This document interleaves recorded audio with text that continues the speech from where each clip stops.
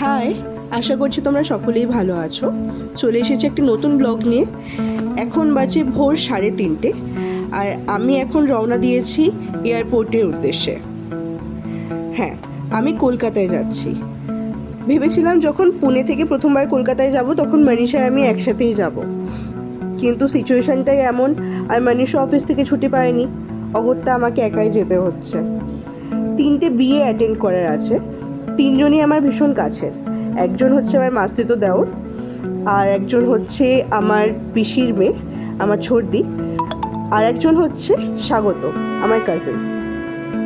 তো বাইরে মনীষ দাঁড়িয়ে আছে স্কুটি নিয়ে, আর সাথে আছে সামনে নীলেশ আর নিতেশ। ওদের কাছে আমার বড় লাগেজটা রয়েছে, আর আমি ডাফেল ব্যাগটা ক্যারি করছি। বাইরে বেরিয়ে বুঝতে পারছি একটা হুডি বা স্টোল ক্যারি করা উচিত ছিল আমার। সত্যি খুব ঠান্ডা পড়ছে বাইরে। আসলে পুনের ওয়েদারটাই এমন, সারাদিন গরম থাকে অথচ রাত্রির দিকে ভোরের দিকে খুব ঠান্ডা থাকে।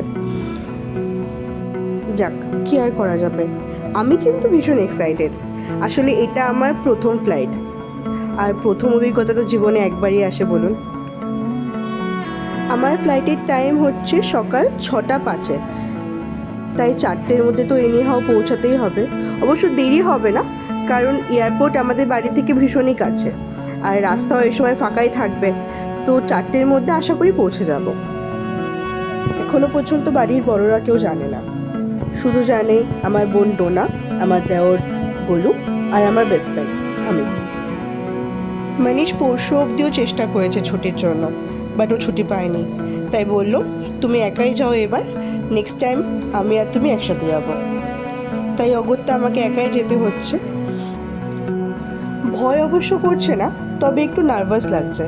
আসলে প্রথমবার তো। এখনো পর্যন্ত তো রিটার্ন টিকিটও কাটা হয়নি, কারণ বুঝতে পারছি না যে কতদিনের জন্য যাচ্ছি, মানে কতদিন থাকা হবে ওখানে। আমি তো সাথে একটা বড় লিস্ট নিয়ে যাচ্ছি যে কলকাতাতে গিয়ে আমি কোথায় কোথায় যাব। পুনেতে আসার পর না, এখানকার মোমোটা আমার একেবারেই ভালো লাগেনি। মোমোর যে স্টাফিংটা করে, মানে যে চিকেনটা দেয়, মোস্ট প্রবাবলি ওরা কোনো সসেস থেকে চিকেনটা বানায়, কারণ এখানে যে মোমোর টেস্টটা না, ওটা একদমই অন্যরকম। তো আমরা এয়ারপোর্টের কাছাকাছি চলে এসেছি। আমরা এখন পার্কিংয়ের জন্য দাঁড়িয়ে আছি, গাড়ি পার্ক করবো, কিন্তু এখানে কোনো লোকই নেই যে পার্কিং করার জন্য। এই গেটটা যেটা দেখতে পাচ্ছ না, এই গেটটা খুলে দেবে। শেষ পর্যন্ত আমি, একটা গ্রিন সুইচ ছিল, ওটা প্রেস করে গেটটা খুলে দেন আমরা এখানে গাড়ি পার্ক করি। এবার এখান থেকে আমাদের হেঁটে এয়ারপোর্টে ঢুকতে হবে। আর এখানে এসে এই ছোট্ট বাচ্চাটার সাথে দেখা। এই সামনে নীলেশ আমার লাগেজটা নিয়ে আসছে, আর মনীষের হাতে আমার ডাফেল ব্যাগটা। তো এখান থেকে আমরা এখন হেঁটে এয়ারপোর্টে ঢুকবো। এয়ারপোর্ট বেশি দূরে নয় এখান থেকে, যদিও ওই সামনেই দেখতে পাচ্ছ ব্লু কালারের একটা বর্ডার, ওখানটাই হচ্ছে এয়ারপোর্টটা। যেহেতু আমাদের কাছে এখন 2 হুইলার আছে, তো 2 হুইলার ভেতরে অ্যালাউ করে না, ভেতরে শুধু 4 হুইলারই অ্যালাউ করে। যতই এয়ারপোর্টের ভেতরে ঢুকছি ততই একটু একটু যেন খারাপ লাগছে, কারণ আগামী কয়েকদিনের জন্য এই পুনে শহরটাকে, মনীষকে আমাকে ভার্চুয়ালি দেখতে হবে। আবার এটা ভেবেও খুশি হচ্ছে যে আগামী 2 কি 2.5 ঘন্টার মধ্যে আমি কলকাতায় পৌঁছাবো। এই প্রথম 3 মাস আমি ঘর ছাড়া বলতে কলকাতার বাইরে। 10 দিনের বেশি আমি কলকাতার বাইরে কখনো থেকেছি বলে তো আমার মনে হয় না। তো এটা ভেবে বেশ আনন্দ হচ্ছে যে এই 3 মাস বাড়ির সবাইকে আমি ভার্চুয়ালি দেখেছি, এদের সাথে গিয়ে এখন আমার সরাসরি দেখা হবে। আমার মনটা তো ভেবেই খুশি হয়ে যাচ্ছে কি কত দিন বাদে আমি মায়ের হাতের রান্না খাবো। যাক, তো এখন আমি এই এয়ারপোর্টের ভেতরে চলে এসেছি। আমার সিকিউরিটি চেকিং হয়ে গেছে, ব্যাগও জমা করে দিয়েছি আমি। তো এখন আমার কাছে ইনাফ টাইম, কারণ এখন সবে 5:10 বাজে। বোর্ডিং পাস হাতে নিয়ে তাই বসে রয়েছি আমি গেট নাম্বার 5-এ। তো এখনও জোন কল আউট হয়নি। এতটুকু অবধি তো সব ঠিকঠাকই ছিল। হোপফুলি আগামী জার্নিটাও বেশ স্মুথই হবে।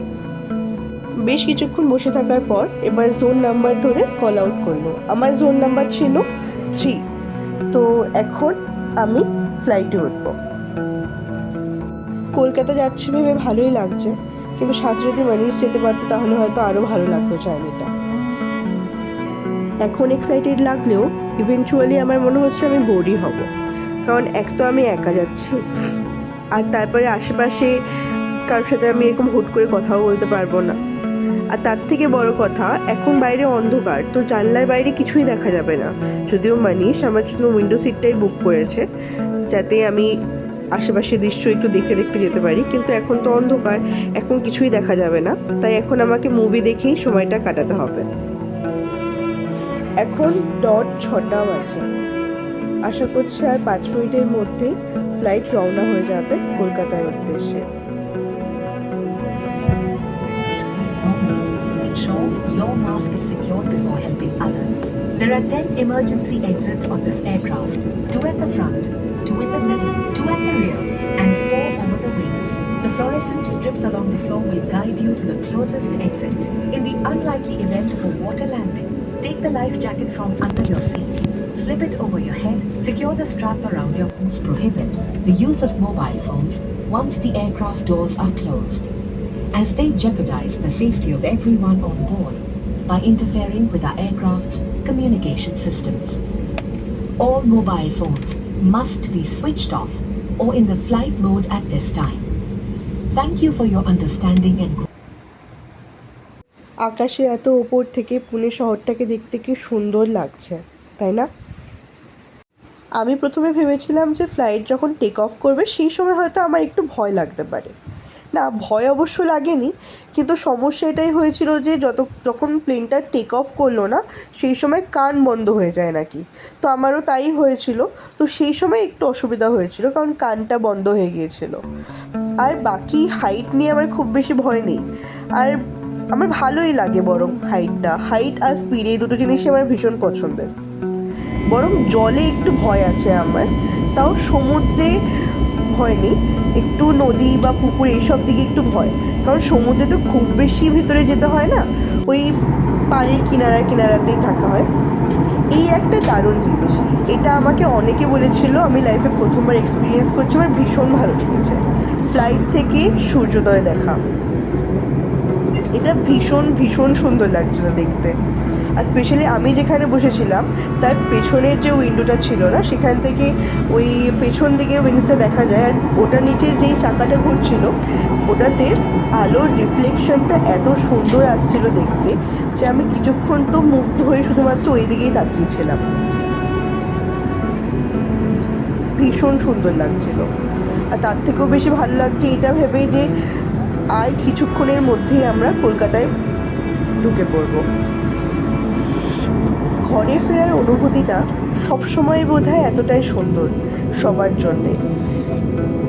পৃথিবীর যেখানে যখন থাকে, তারপরে যখন সে বাড়ি ফেরে, সেই সময়টা সেটা সত্যি অসাধারণ। এখন আমরা কলকাতায় ঢুকে পড়েছি, আমরা বারুইপুর হয়ে যাচ্ছি। না, এটা আমি এত ওপর দিয়ে দেখে বুঝতে পারছি না যে বারুইপুর হয়ে যাচ্ছে কিনা। এটা আমাকে অ্যাকচুয়ালি মানিশ বলেছিল যে আমাদের ফ্লাইটটা যে রুটটা হয়ে যাবে না, যখন আমরা কলকাতায় ঢুকবো সেটা আমরা বারুইপুর হয়ে ঢুকবো। আমি তো টিকিট কেটেছি পরশুদিন, আর কালকে মায়ের সাথে ফোনে কথা হয়েছে যে কলকাতা নাকি ভীষণ বৃষ্টি হচ্ছে। আর এদিকে আমার এক বন্ধু আমাকে ভয় দেখিয়েছে যে যদি ওয়েদার খারাপ হয় তাহলে নাকি ফ্লাইট কলকাতায় ল্যান্ড করবে না, আবার ডিরেক্টলি পুনে চলে যাবে। তো আমি একটা মনে ভয় আমার ছিল যে ওয়েদার যদি ভালো না থাকে আমাকে কি আবার পুনে চলে আসতে হবে ফিরে। তো দেখলাম না, ওয়েদার বেশ ভালোই ছিল, আর এখান থেকে তো পরিষ্কারই দেখা যাচ্ছে প্রায়। আর যাই হোক, বিয়ের দিন যেন বৃষ্টি না হয়, কারোরই ভালো লাগবে না না যদি তাদের বিয়ের দিন বৃষ্টি হয়। তো আমরা ল্যান্ড করে গেছি কলকাতায়। এই সময় একটু ভয় লেগেছিল, কারণ হঠাৎ করে নামলো না আকাশ থেকে মাটিতে, এই সময় একটু ভয় লেগেছিল আমার।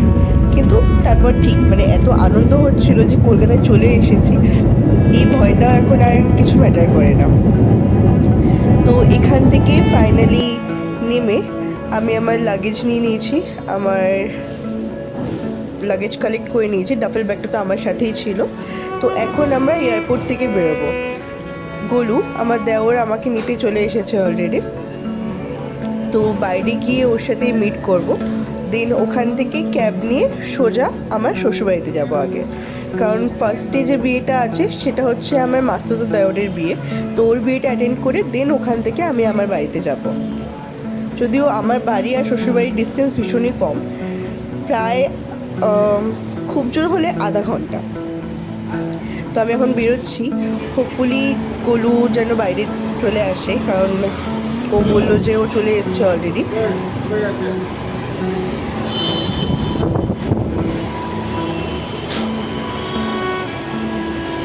গোলুর সাথে দেখা হয়েছে আমার। তো এখান থেকে আমরা এখন ক্যাব নিয়ে বেরিয়ে পড়েছি। এয়ারপোর্ট থেকে আমরা এখন বেরোচ্ছি, এখান থেকে সোজা যাব বাড়ি। আর কেন জানি না আমার ভীষণ ইচ্ছা করছে কচুরি খেতে। পুনেতেই কচুরি পাওয়া যায় না, মানে কলকাতায় যে ধরনের কচুরি আর তরকারি পাওয়া যায় সেরকম পুনেতে পাওয়া যায় না। পুনের কচুরিগুলো একটু আলাদা। এখান থেকে বাড়ি আমার ভীষণই কাছে, আর হয়তো 2-3 মিনিটের মধ্যে আমি বাড়ি পৌঁছে যাব। আর আমার ভেবেই ভালো লাগছে যে মায়ের রিয়াকশানটা কীরকম হবে। মা এই সময় এখন ঘুমাচ্ছে, হয়তো এখন 8:30 বাজে। দেখি মার রিয়াকশানটা কীরকম হয়। মা জানে না, বাবাকে বলে দিয়েছি যে আসছি, বাবা জানে কিন্তু মা জানে না। আর মা এখন হয়তো ঘুমাবে, কারণ মা একটু লেট করে ঘুমান রাত্রে, মার ইনসমনিয়া আছে। তো মা এই সময় ঘুমাই, দেখি মার রিয়াকশানটা কেমন হয়।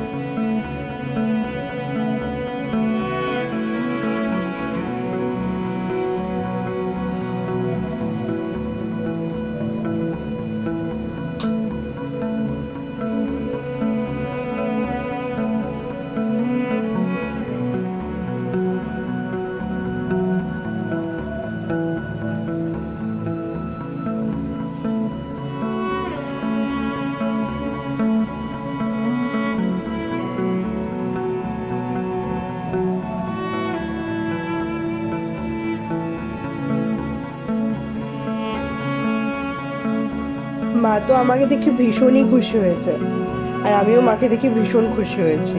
কতদিন পর এই মানুষগুলোকে দেখতে পাচ্ছি, প্রায় 3 মাস। আজকে ব্লগটা এখানেই শেষ করছি। ব্লগটা ভালো লাগলে লাইক, শেয়ার আর কমেন্ট করো। ভালো থেকো, আশেপাশে সকলকে ভালো রেখো।